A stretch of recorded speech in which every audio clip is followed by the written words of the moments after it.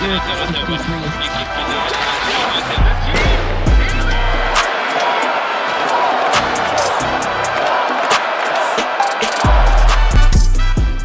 and welcome to this bonus episode of the Gazette's Hockey Inside Out Show. I'm Stu Cowan of the Gazette, joined by former Canadiens teammates and 1986 Stanley Cup champs Chris Nilan and Rick Green.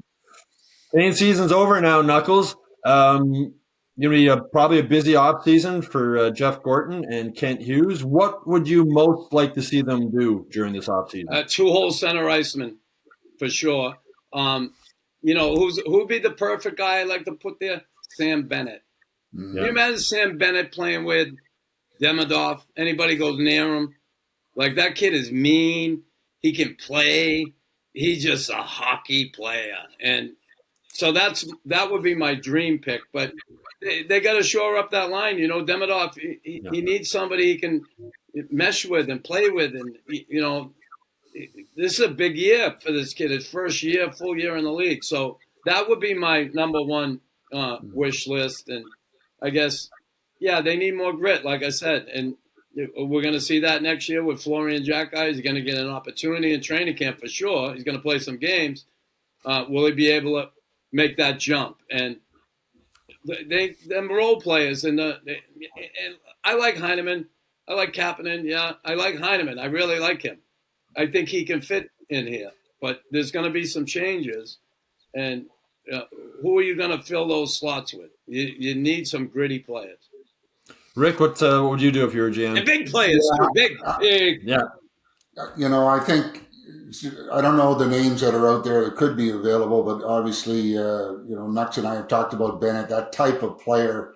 If they can find one or two of those guys to bring into your roster, that's going to, initiate a lot of aggressive play that can play.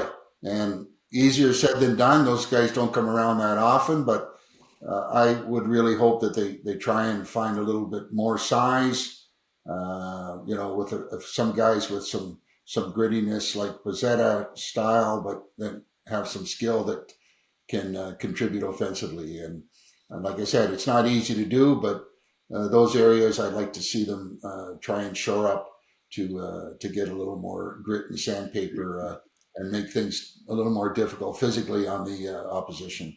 Well, Bennett, teams are going to be throwing a lot of money at this guy, right? And teams that don't have a state tax have a big advantage when it comes to that. So you wonder if Montreal is a place he might come. Knuckles, a guy I've wondered about is John Tavares. He has said he wants to stay in Toronto. Big reason is because he's got young kids and his family and his wife's family is from the Toronto area. Montreal's not that far from Toronto. And I'm wondering if a veteran guy like that on a shorter-term contract might be a fit with this Canadiens team.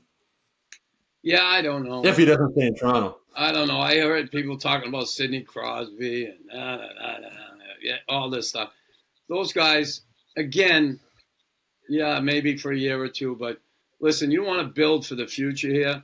You've rebuilt this team. You want to bring guys in you can get more than a year or two out of. You might have to for a year or two, but if you can't fulfill the spots you want to fill with a really quality player, you might have to do a little patchwork in the next couple of years, right? So, but the way they've rebuilt this thing and the talent they have, the depth in players in Laval and all that, now it's time to really shore this thing up and get those other type players. They have talent. Now you need balls, you need grit, you need nastiness. And I think that's a big area for them because we saw it in the playoffs. They were overmatched in the playoffs. They were. They battled. I'm proud of them, but they need to get bigger, grittier, tougher, and hopefully they will. Well, Florian Xhekaj and Logan Mayo, two big guys down in Laval, probably have a chance to make the team coming up next season. And also, Rick, they have 2 first-round draft picks this year. They also have Michael Hage, drafted last year, a potential number 2 center maybe. He needs to get bigger and stronger down at Michigan. Do you think, can you see Kent Hughes trading one or both of those first-round picks this year? I think he'd have to listen to that and see what, comes their way, if anything. But I think it's really important to understand that I think as a group, they matured quite a bit over the course of this year. They learned a lot. I'd love to see them continue to develop what they have internally.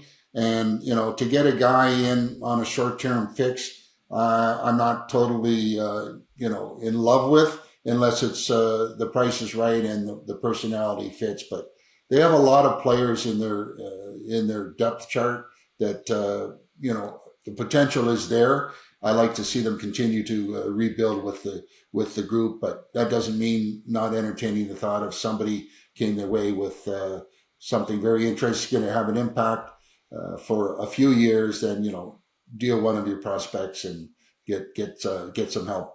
Yeah, well, they will have money to go shopping free agent. They do have prospects and trade possibilities too. Because one of the things that Jeff Gorton has spoken about is how he wants to make Montreal a place where players want to come.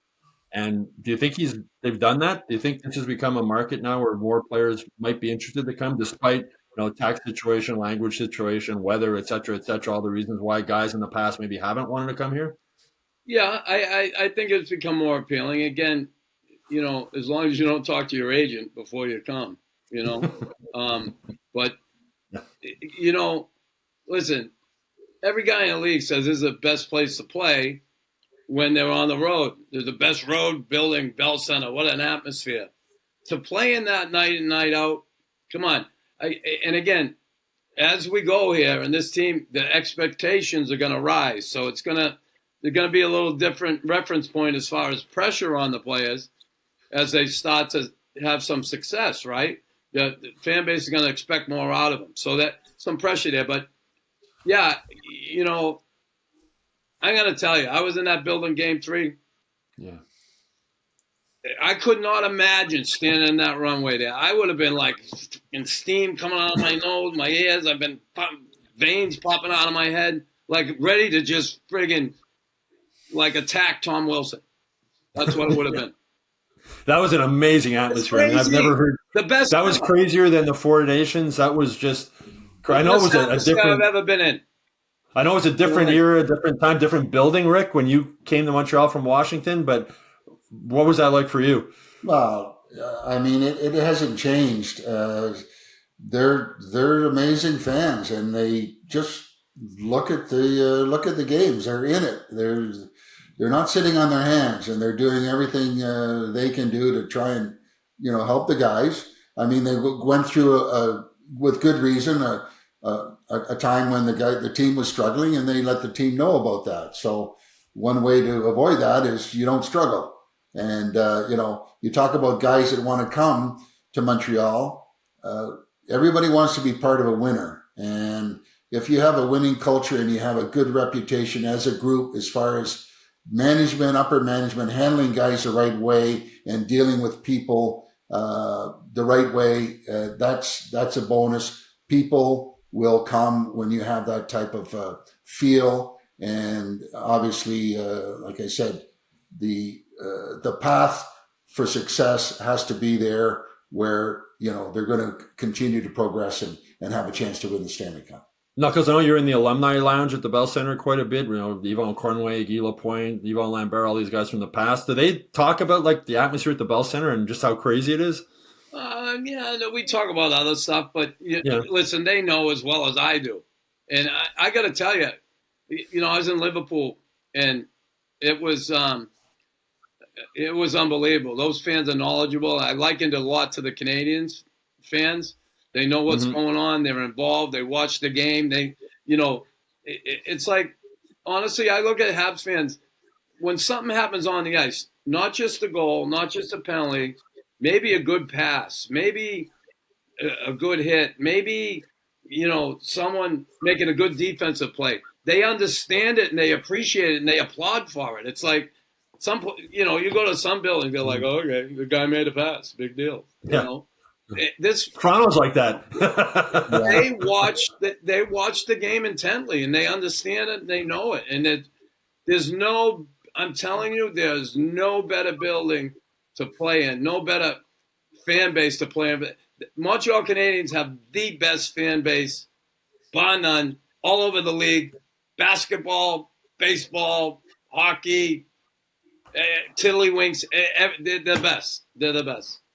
Well, you two guys both lived it, experienced it, and won a Stanley Cup through it all also. Anyway, that's it for this Hockey Inside Out Show bonus episode. I hope you all enjoyed it out there. Please like and subscribe to the Hockey Inside Out YouTube channel. Go to MontrealGazette.com/newsletters to sign up for the Hockey Inside Out newsletter. And of course, go to HockeyInsideOut.com for all the latest Canadiens news through the rest of the playoffs and during the summer.